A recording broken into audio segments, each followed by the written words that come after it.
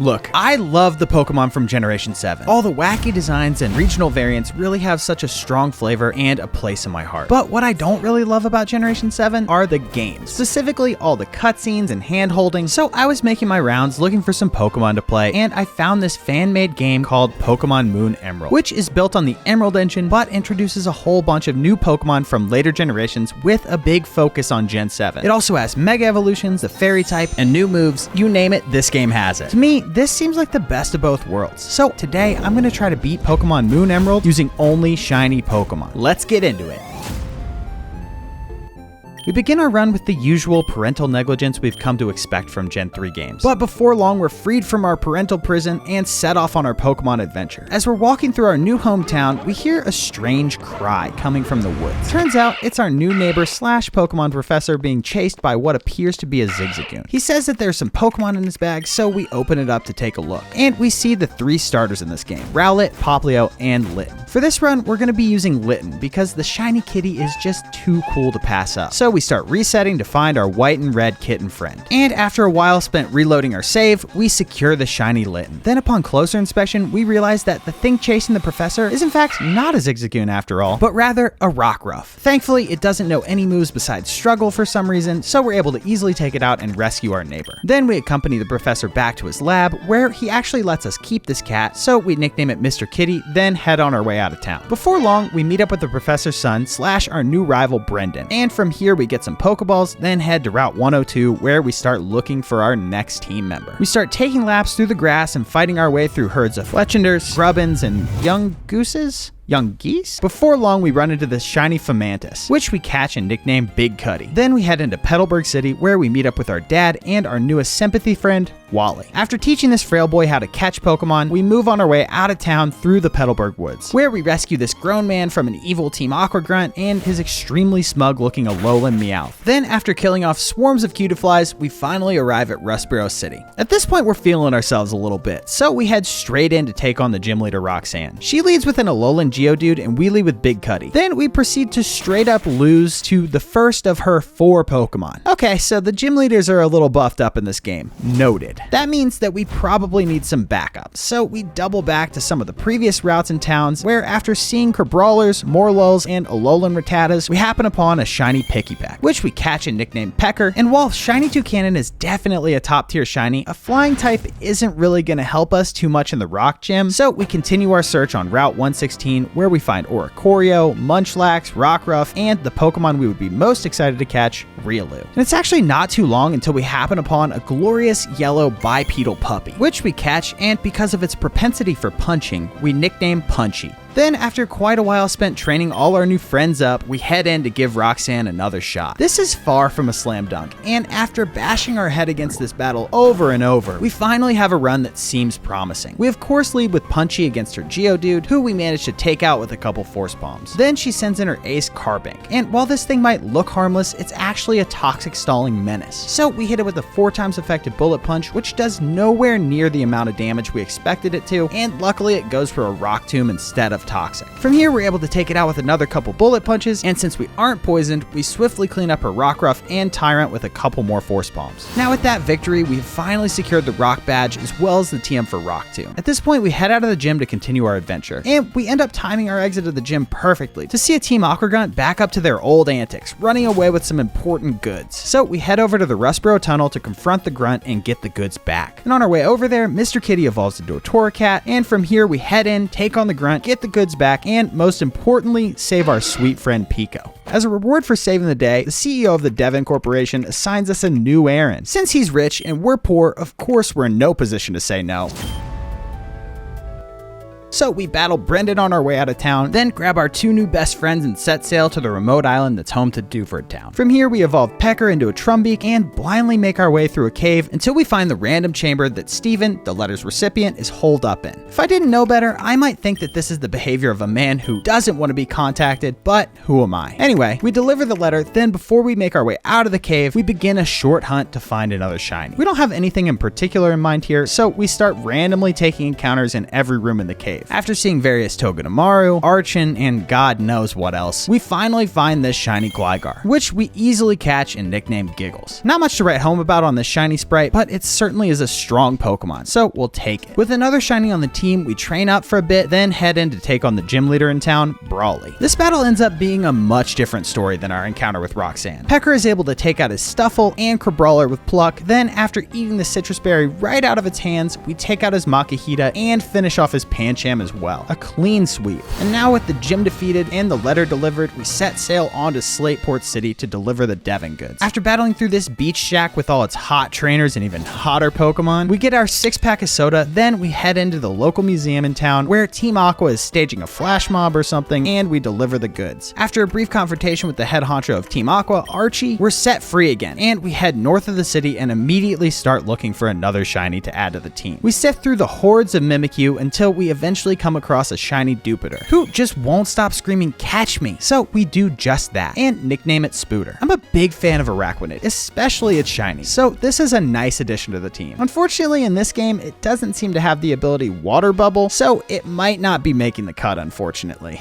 But from here, we start making our way to Mauville to take on the next gym. And on the way there, our Riolu evolves into a Lucario, which is just an absolutely enormous buff to the team. Then we have a quick battle with Brendan, who seems to have left his Poplio at home for this one, so we beat him easily.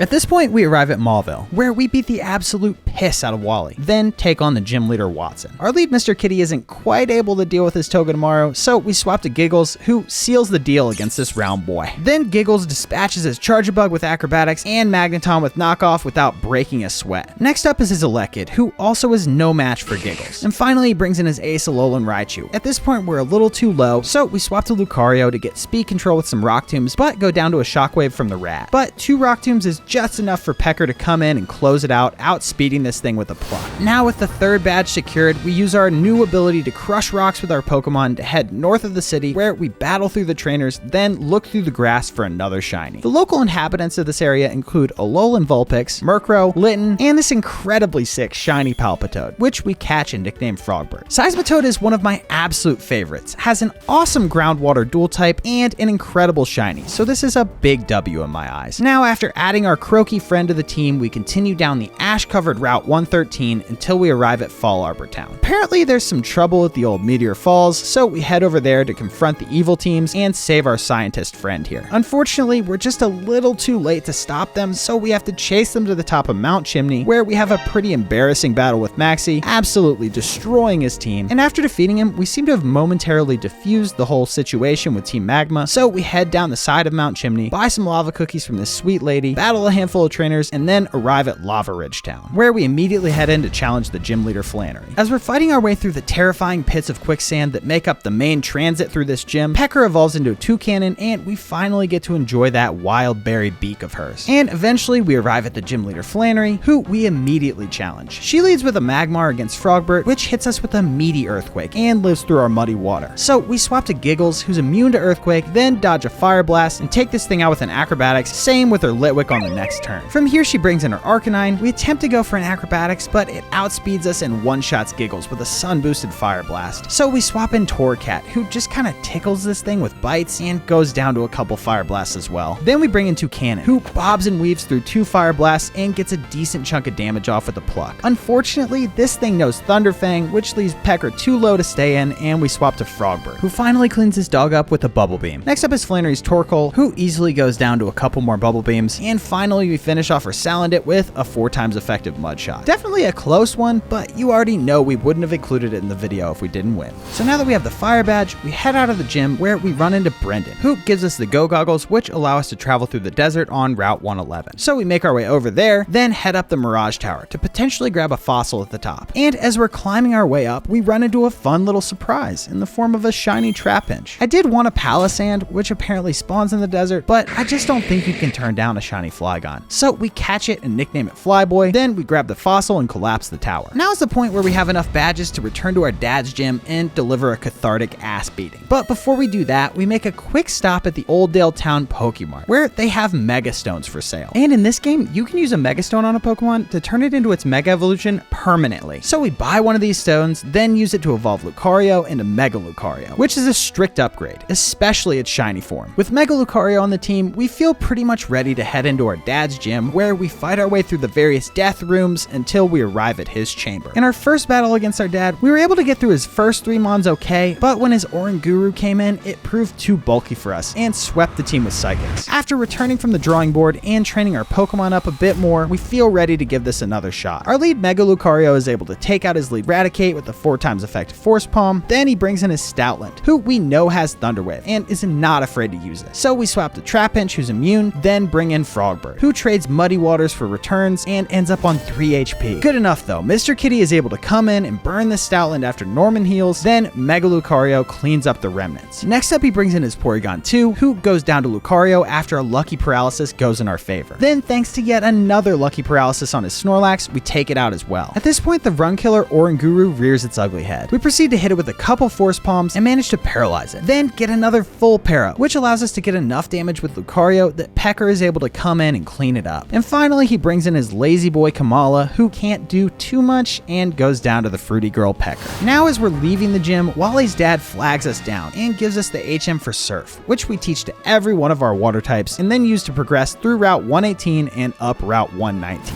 After putting a stop to the Team Aqua business at the Weather Institute, we arrive at Fortree City. Then we head out the other side of town, and after a few battles, Mr. Kitty levels up to evolve into an Incineroar, who looks truly glorious in white and learns its signature move, Darkest Lariat. Now after getting some kind of X-ray specs from Steven, we're able to clear out the invisible Pokemon, blocking the way into the gym, and we head in to take on the flying type gym leader, Winona. Our first couple attempts here don't go so well, so we head back out of town and train for a while. And in that process, we evolve Frogbert into a Seismitoad with all of its glorious warty beauty. Then after getting the rest of the team into shape, we decide to give it another go against Winona. We lead with Frogbert against her lead Gliscor and take it out with a few Surfs, eating a Swords Dance boosted Earthquake in the process. Then she sends in her Toucanon, who finishes off our Frog. So we bring in Lucario, who takes out the Toucanon with some Rock Tombs. From here, Winona brings in her Altaria, and we know this thing has Earthquake, which is super effective against our boy. So we swap to Pecker, who's immune to the Earthquake, then get a bit of damage with some Flies, and ultimately we bring in Punchy to finish it off with a Bullet Punch. Her Oricorio comes in next, and it just dies to a 4x effective Rock Tomb. Then we paralyze her Skarmory with Force Palm and clean it and her Crobat up with Mr. Kitty to secure the badge. The next stop on our adventure is Mount Pyre, where we fight through the spooky zone only to be just a little too late to stop Team Aqua. So now for some reason, the game takes us to the Team Magma hideout outside of Lava Ridge Town, where we push some rocks around with the Strength TM, evolve Flyboy into a Vibrava, and fight a bunch of homies whose sole goal in life is to create more land for some reason. Then we arrive just in time to watch Archie's impressively stupid maneuver of using the blue orb on the big red Pokemon, which of course pisses it off. Then in a fit of rage, he lashes out at us only to receive the ass whooping of the century and be sent home. Next, Team Aqua steals a submarine, so we have to go infiltrate their hideout outside of Lily Cove. We do our best solid snake impression and work our way through the teleporter madness in the hideout only to be just a little too late to stop them. Now at this point we surf over to the island town Moss Deep, and as we're headed there we realize that it's been a while since we added a new face to the team. So we double back to Route 117 where we sift through the Hawluchas and Executes in search of a shiny Froakie, which we end up finding after just a bit of hunting, and we nickname this thing Croaky. Then we spend some time training it up until it evolves into Frogadier, then finally into a Greninja. And you all already know Greninja's got a top tier shiny. Anyway, from here we head back out to Moss Deep where we challenge the gym. As we're solving the puzzle and fighting through the gym trainers, we get jumped by a couple random trainers with a Tapu Lele and a Mesprit, which we can only hope is not a sign of things to come later in the gym. Anyway, we make it all the way through the gym, then challenge the Psychic Twins, Liza and Tate. On our first attempts, we managed to take out their Slowking lead, but end up getting absolutely walloped by their Delphox of all things. So we try the fight a couple more times, changing up our strategy slightly each time until we finally had a good fight going, where we end up in a 1v1 situation of Frogbert versus Lunatone. And the Lunatone lands a clutch Hypnosis on the last turn on Frogbert. Rip. At least we know we have a strategy that works, so we run it back one more time. We lead with Punchy and Greninja against their Bruxish Slowking duo. Turn 1, we double target the Slowking and take it out before it can use Thunder Wave on us. Then they bring in their Soul Rock, so we swap out Punchy for Mr. Kitty and hit the fish with a Shadow Ball. Then the Soul Rock sets up Sun, and another Shadow Ball from Greninja finishes off the Bruxish. Mr. Kitty is also able to one-shot the Soul Rock with the Darkest Lariat. Then we find ourselves up against two of their biggest hitters by far, Delphox and Mega Gardevoir. Gardevoir takes basically no damage from a Shadow Ball, then takes out Greninja with a Focus Blast, so we swap in Punchy. And in this game, the empty slot can get double targeted in a double battle, which is exactly what happens here, and Delphox immediately takes out Punchy with the Flamethrower. The Gardevoir narrowly lives our Flamethrower, and we send in Frogbert as we take out Delphox with another Lariat. Now they're down to just their last two Pokemon, but Frogbert goes down to a Moonblast from Gardevoir, and we fire back with a Flamethrower that does just minimal damage. But Mr. Kitty saves the day, landing a lucky crit Lariat to take out the Lunatone on the following turn. And in this 2v1 situation, we're finally able to finish the Gardevoir off with an Acrobatics from Pecker. That was a tough one for sure, but with the 7th badge in hand, it's time for us to go put a stop to that Team Aqua, Team Magma nonsense. So we grab all of our HMs and head to the Seafloor Cavern, where we navigate the swirling underwater currents, solve the unsolvable strength puzzle, then arrive just in time to watch Archie use the red orb on the big blue Pokemon. Guys, come on. Anyway, we smack him around a little bit, then to absolutely no one's surprise, Kyogre is totally pissed about this whole red orb thing, so it freaks out. And we follow it over to Pseudopolis City, where the two legendaries are absolutely duking it out. We find out the only solution is to go grab Rayquaza from the Sky Pillar, so we make our way over there. And on our way there, Flyboy evolves into a Flygon in all of its shiny glory. Then from here, we make our way up to the top of the tower and get Rayquaza, who puts this whole climax to rest. Now, after a couple apologies from Team Aqua and Team Magma, all is right in the world.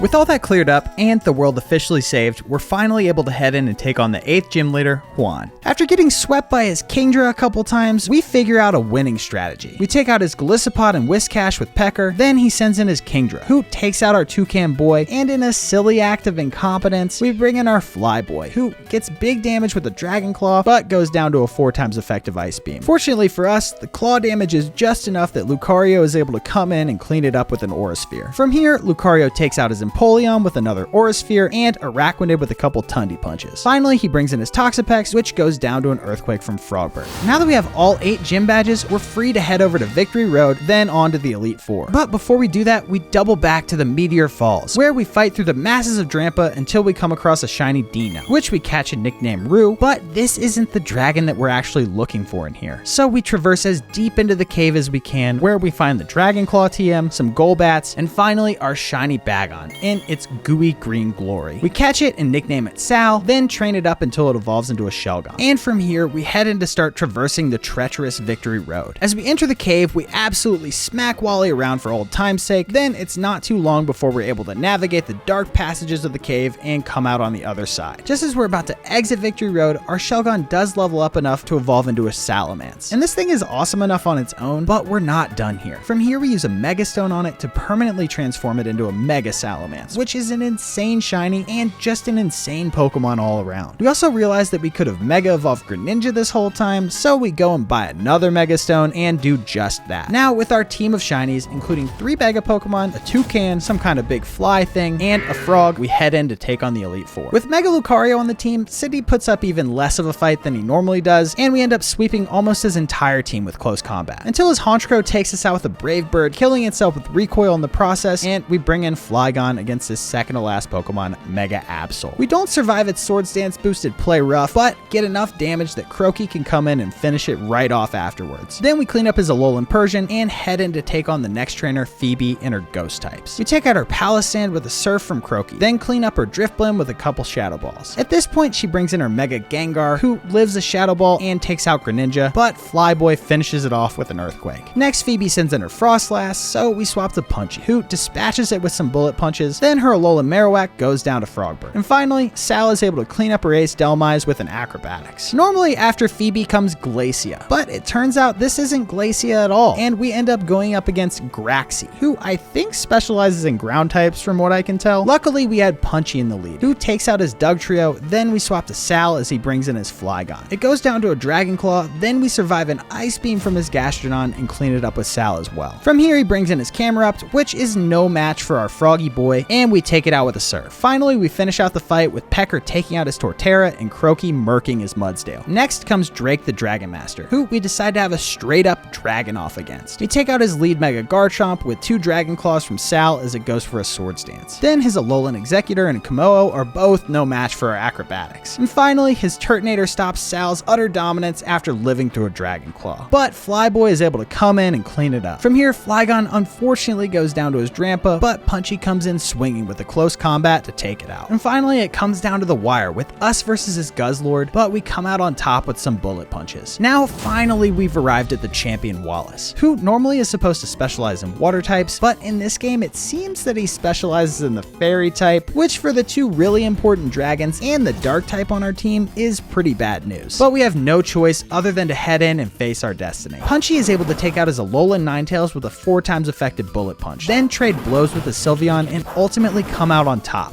At this point, he sends in his Shiinotic, who is able to stop Punchy's run. No worries though, Pecker cleans it up with a Brave Bird and gets big damage on his Melodic. Enough damage that Sal is able to come in and clean it up. Then we use Acrobatics to deal with his Ribombee and get a big crit to take out his last Pokemon, Mimikyu. And just like that, we've become the new champion and completed Pokemon Moon Emerald using only shiny Pokemon. Like the video and subscribe to the channel if you enjoyed it. Till next time.